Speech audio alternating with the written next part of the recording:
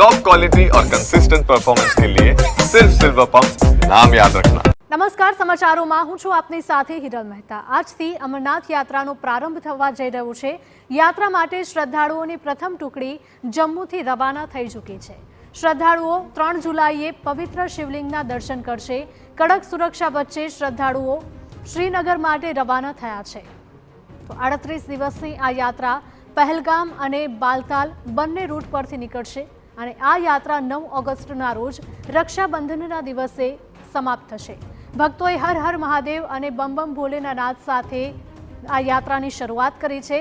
સાથે જ જમ્મુ અને કાશ્મીર પોલીસના ઉચ્ચ અધિકારીઓ ઘટના સ્થળે પહોંચ્યા છે અને સુરક્ષા તૈયારીઓનું નિરીક્ષણ કર્યું છે। તો ગુજરાતમાંથી માત્ર 5000 જેટલા શ્રદ્ધાળુઓ જશે અમરનાથ। ગત વર્ષે નોંધાયા હતા 50,000થી પણ વધારે શ્રદ્ધાળુ। તો પહેલગામ આતંકી હુમલાને કારણે ભક્તોની સંખ્યા ઘટી છે। હેલિકોપ્ટર સેવા ન હોવાથી યાત્રાળુઓમાં 8%થી વધુનો ઘટાડો નોંધાયો છે।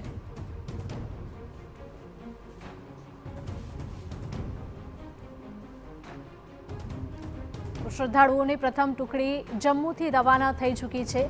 3 જુલાઈએ પવિત્ર શિવલિંગના દર્શન કરશે ભક્તો। પહેલગામ આતંકી હુમલાને કારણે ભક્તોની સંખ્યામાં આંશિક ઘટાડો જોવા મળી રહ્યો છે, પરંતુ કડક સુરક્ષા અને બંદોબસ્ત વચ્ચે શ્રદ્ધાળુઓને કોઈ આંચ ન આવે, કોઈ પણ અડચણ ન ઊભી થાય તેના માટે પોલીસના જવાનો પણ સતત દિવસ અને રાત ખડે પગે છે। માત્ર 5000 જેટલા શ્રદ્ધાળુઓ અમરનાથ જશે।